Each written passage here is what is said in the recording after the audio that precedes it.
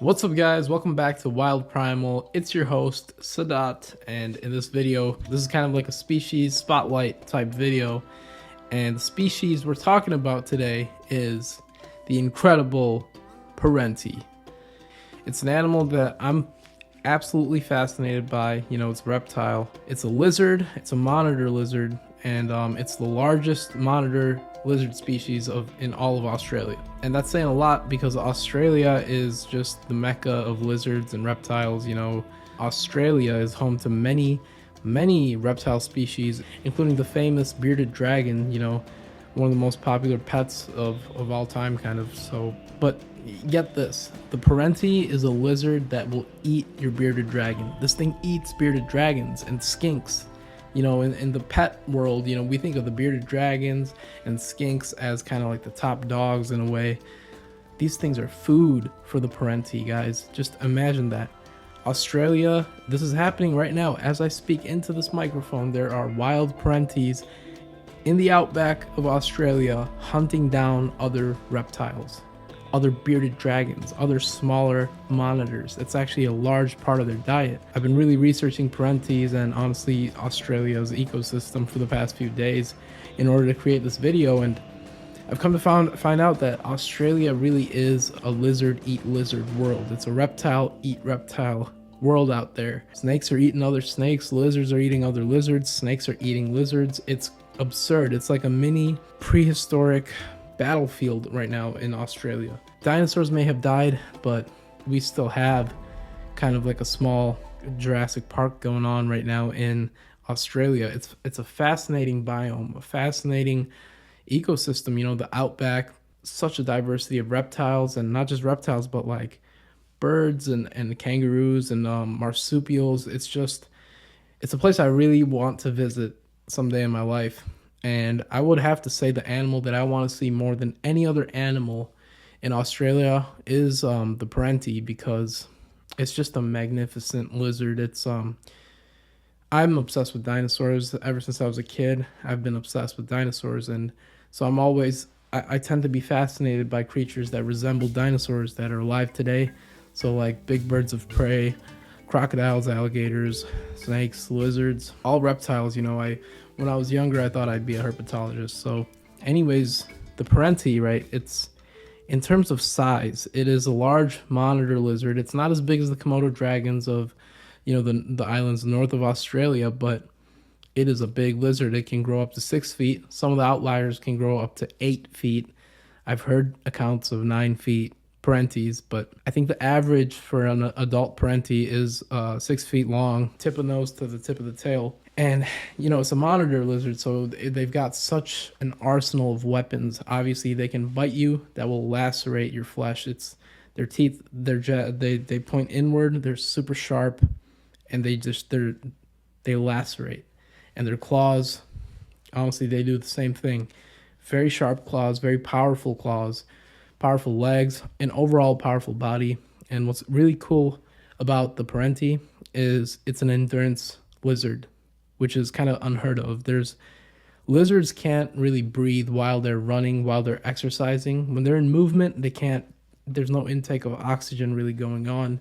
But the Perentie, it's adapted in a way where it can breathe while it's in movement, while it's running. And the way it does that is its throat. It can kind of inflate its throat with its powerful throat muscles, and that kind of acts as a bellow, and it squeezes those throat muscles, which kind of shoves air into the lungs. And so it's found a way to do that while running. So it's found a way to breathe while in motion, while exercising, which is crazy. It's a crazy adaptation that allows it to run and literally chase down its prey, like a reptile chasing down its prey. It's kind of unheard of. Reptiles are mainly known for quick bursts of energy where there's a lot of power, a lot of action, and then they're just kind of still like a rock.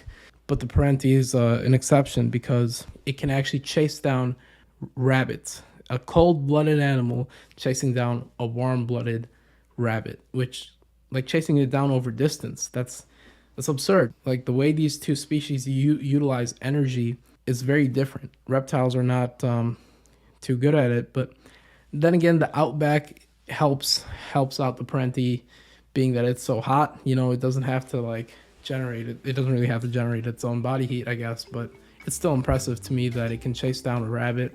I've researched a lot about this animal. Before we dive into the specific species of monitor lizard known as the Perentie, let's just talk about what monitor lizards actually are. So monitor lizards, they're nothing to do with the monitor, you know.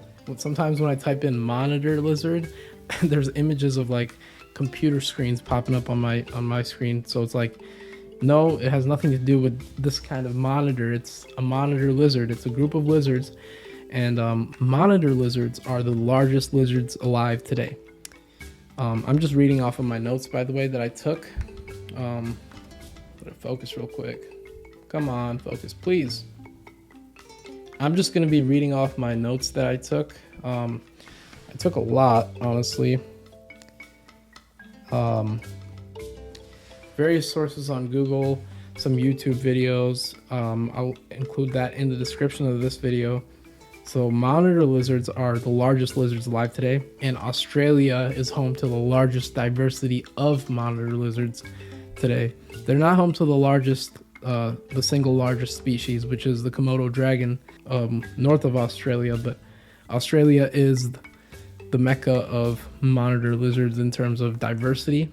In Australia, people call them goannas. Goannas? I don't know, but they refer to monitor lizards as goannas. The European settlers, because they arrived in America first, which is where they saw iguanas, and then they arrived to Australia, and they had seen iguanas already, so when they saw the monitor lizards, they just started calling them iguanas, and iguana turned into guana, then goanna.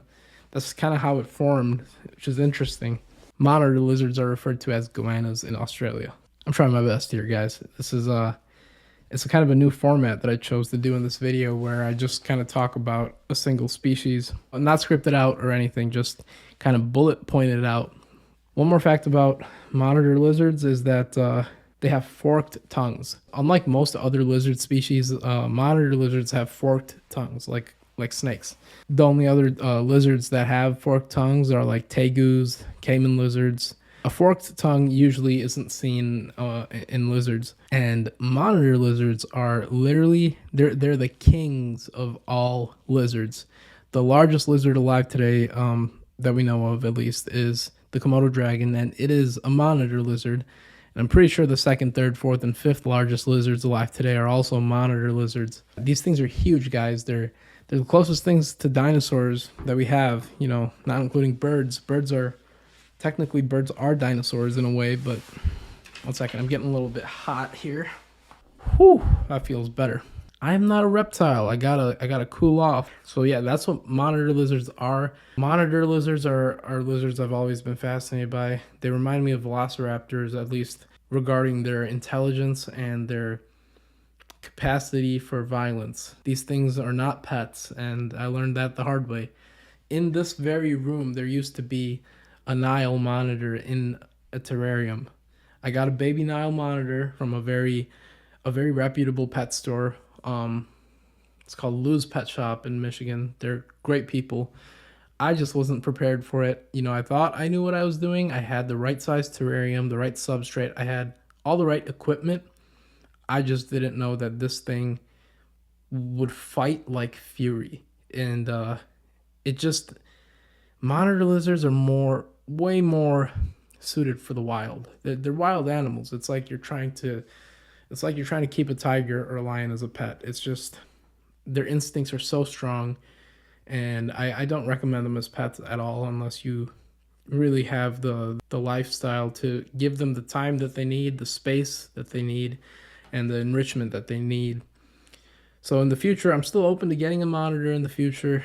It would have to be a rescue, but it's just a dream of mine to kind of get like a baby lizard and train it and create like these video logs. I was very inspired by Jurassic World, where Owen Grady was training those velociraptors. It would have to be for a cause, not just for my own personal enjoyment. So that's why I'm open to doing that, only if it is a rescued lizard. There's lots of reptiles that often get given to rescue shelters, abandoned or whatever, and they end up in adoption centers. So I got my eyes open, at these adoption centers in Michigan for a monitor lizard.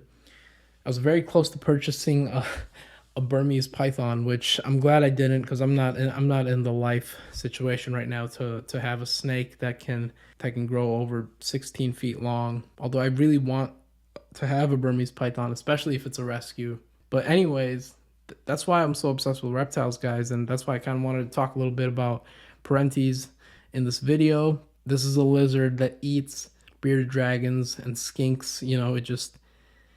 It eats them on a regular basis. As I'm speaking right now, there's probably lots of perenties out in the wilds of the outback, of the Australian outback, chasing down and eating bearded dragons, skinks, other monitors, Aki monitors, smaller perenties, lizards, just other reptiles constitute a large part of the perenties diet. It's a voracious hunter, and it will also eat larger animals. It'll eat, marsupials, birds if they can catch them, kangaroos. If the perentie is large enough and the kangaroo is small enough, it will kill and eat a kangaroo. And obviously, it will scavenge off of road-killed kangaroo. These things are dinosaurs, guys. Like dinosaurs that are still alive in Australia. And their coloration is so cool. Their appearance, their coloration, the shape of their head, their eyes. They seem not only, capable of violence, they seem not only wild and ferocious, but they also seem intelligent. And there's that mixture of power and intelligence that creates this lizard that is just, I'm impressed by this animal overall, by its appearance and how prehistoric it looks. Its neck, the patterns on its neck is just crazy looking. And these things, when they're so built for destruction, like if you go to grab it, if you are trying to emulate the great Steve Irwin and you want to catch one of these things, you better know what you're doing, because these things are built to just lacerate human flesh and soft flesh. Like their claws will do that, their teeth will do that, that when they chomp down, they got a pretty nasty set of teeth and jaws. And even their back end is not safe, because they can whip you with that tail, which is as bad as getting whipped by like a belt, I bet. And I've heard people's skin literally get like ripped open from being whipped by a monitor lizard tail. Certainly will give you a welt. Everything about this animal is just, it's dangerous. It's just a dangerous animal. And they're big too, they're full size. None of them are less than 10 pounds, I don't think. Their average weight is around 10 to 44 pounds, which is what I found with the research I did on various sources on the internet. But I've also heard that some of them can get up to 88 pounds. An 88-pound lizard. We think 80 pounds isn't a whole lot, because, if a human being weighed 80 pounds, that's a small human being. But pound for pound, in the animal kingdom, we're nothing. Like an 80-pound dog is, you put up an 80-pound dog in a battle against a 120-pound, 150-pound human, that dog's gonna win. Especially if it's like a German Shepherd or a Pit Bull, So an 88-pound lizard, that is nuts. Now, they are at the top of the food chain, kind of, in Australia. There's just one animal that I know of that can eat perenties, and those are dingoes. Dingoes can eat perenties, but I don't think even dingoes would mess with like a 6-7 foot perentie. I don't think, because that thing is dangerous too. I'm curious as to how that encounter would go down. But then again, dingoes that hunt in packs, I feel like they could take down a very large perentie, just because of the simple fact that they work together like wolves. Perenties are also highly intelligent animals. They have very acute senses of sight, hearing, taste, and smell. Australia has 600 species of lizards. Well, more than that. It has over 600 species of lizard. It has like 617 species of lizards. That is crazy. This sounds like heaven. To me, this sounds like I'm describing heaven to you guys. I love reptiles. I would love to be able to live in an area where I open my front door and there's a chance of me seeing any one of 617 different species of lizards. Are you kidding me? In Michigan, I don't have, how many species of lizards are in Michigan? I think there's like a handful. I think we got a handful of lizards here, and it's a rare sighting, honestly, in southeastern Michigan. I spent a lot of time in the woods. I've seen snakes, garter snakes, brown snakes, but never lizards, and I really want to.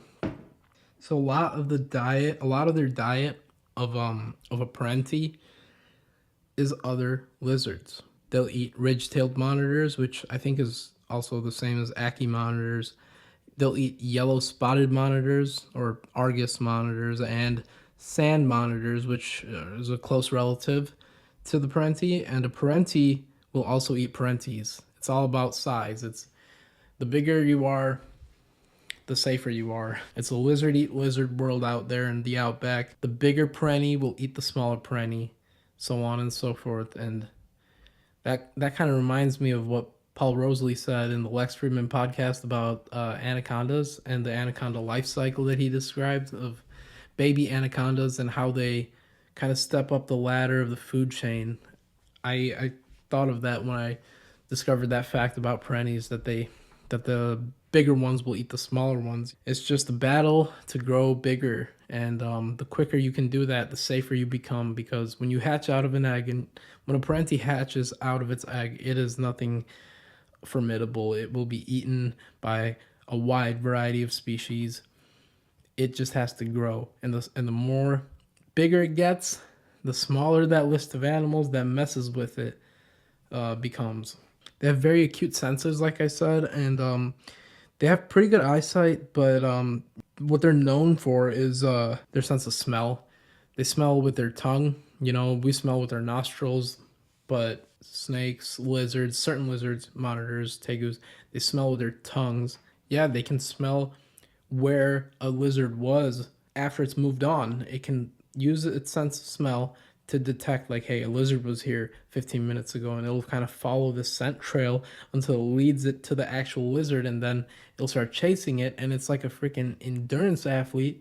So it'll run after whatever prey it's chasing for a long time, tire it out. It's a chase down hunter. It'll chase down its prey, which is crazy. It's like I said, it's like Jurassic Park. Australia's climate can get really hot, and heat is good for reptiles, but they also, they kind of just, their body temperature turns into their environment. So if it gets too hot, that's also very problematic for them. So what perenties tend to do is they'll build burrows. Burrows are key for perenties. All right, guys, I'm going to end this video here because I'm not sure if my camera's recording anymore, but expect to see some more videos on perenties on this channel. Until next time, and remember, keep it wild.